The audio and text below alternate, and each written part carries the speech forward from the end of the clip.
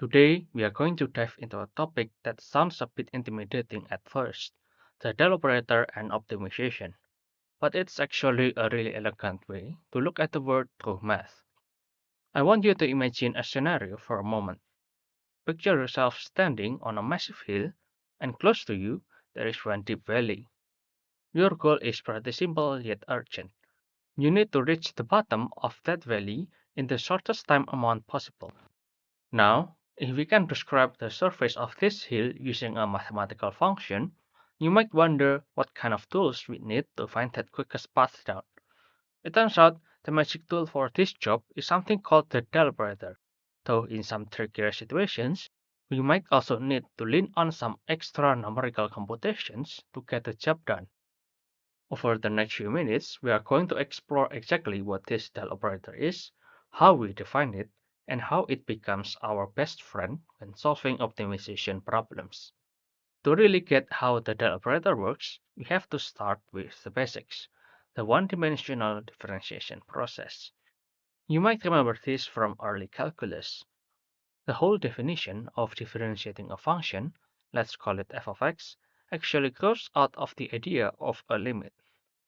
Think about a straight line crossing a curve. Slope of that line is just the change in y, which we call delta y, divided by the change in x, or delta x. But here's the clever part. If we start shrinking the value of delta x, the value of delta y follows right along with it. Eventually, when delta x gets so incredibly small that it's basically approaching zero, that line isn't just a random line anymore. It becomes a tangent line that touches the function at one specific value of x. That specific limit is what we formally call differentiation with respect to x. But of course, the real world isn't one-dimensional. We can extend this idea to functions where two different variables affect the final value. When we try to visualize a function like this, f of x and y, we don't just get a flat line, we get a surface. If you were looking at this on a graph, the value of the function would be assigned to the z-axis, and you'd see color gradations that show you exactly how the function's value is changing as you move around. The cool thing is, we don't have to stop at just two variables. This math can be stretched to cover three, four, or honestly, as many variables as you want to throw at it. To handle all those variables at once, we use partial derivatives. Let's say we wanted to take the derivative of the function that describes our hill and valley.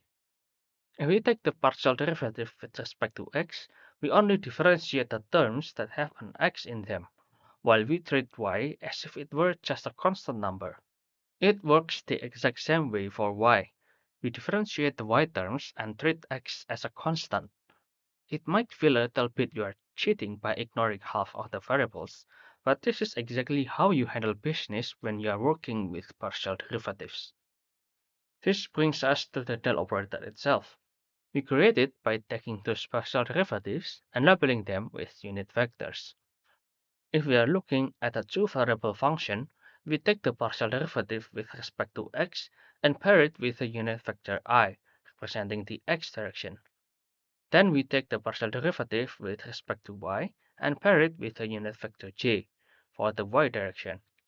If we move into three dimensions, we just add the unit vector k next to the partial derivative with respect to z.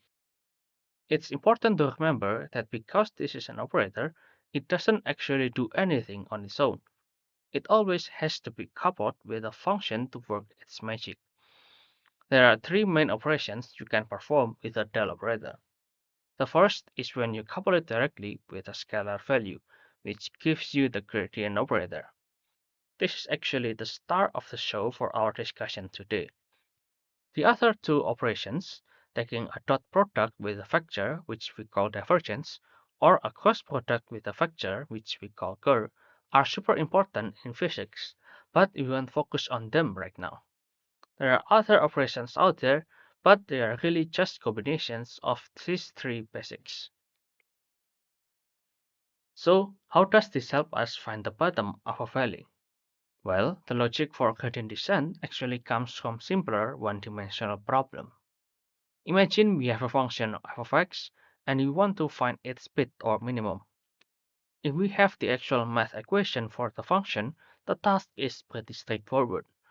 We just find the derivative, set it equal to 0, and solve for x. For example, in a specific plot, the roots might be at x minus 0.78 and x 2.12. They mark where the hill and valley are. To be absolutely sure if you found a maximum or a minimum, you'd want to check the second derivative. If the second derivative is positive, you've landed in a minimum. If it's negative, you are at a maximum. If it's zero, well, the test doesn't really tell us much. Things get a bit more fun or challenging when the math gets messy. Sometimes, even if we know the equation for the first derivative, it is just not convenient or even possible to solve for x when that derivative equals 0. Take a two-term exponential function, for instance. In such cases, we have to switch over to numerical methods. First, we calculate the analytical derivative. Since we are trying to reach a minimum, we move our current point by a small step size, which we call alpha, in the direction where the derivative is the most negative. Basically, we are stepping down the steepest part of the slope. At every step, we check the difference between the function's value at the current step and what it was at the previous step.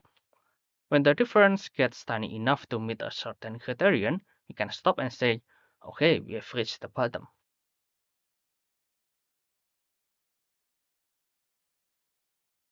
The exact same logic applies when we are trying to find the bottom of a 3D surface described by a scalar function. To keep it simple, let's think about a two-dimensional function. For some functions, we can just differentiate them and solve for the roots where the derivative is 0. Just like in 1D, we can use the second derivative to verify if we found a minimum or a maximum. One way to do this is by taking the dot product of the del operator with the gradient of the function. This specific tool is called the Laplacian operator. You plug in your x and y values, and it tells you what you need to know. However, if you are dealing with something like a 2D version of that messy exponential function, we go back to our numerical steps. This is where the gradient operator really shines, because it literally tells us which direction we should step. Because of this, the gradient is often called the directional derivative.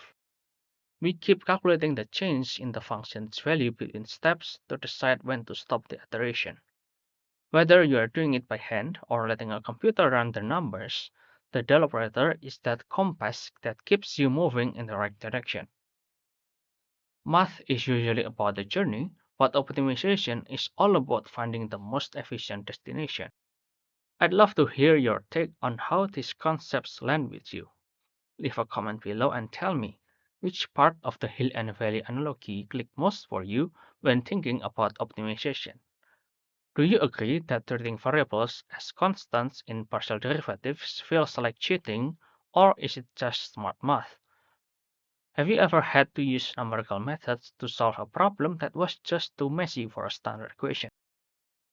Don't forget to subscribe so you will stay tuned to our channel. Thanks for watching and see you next time.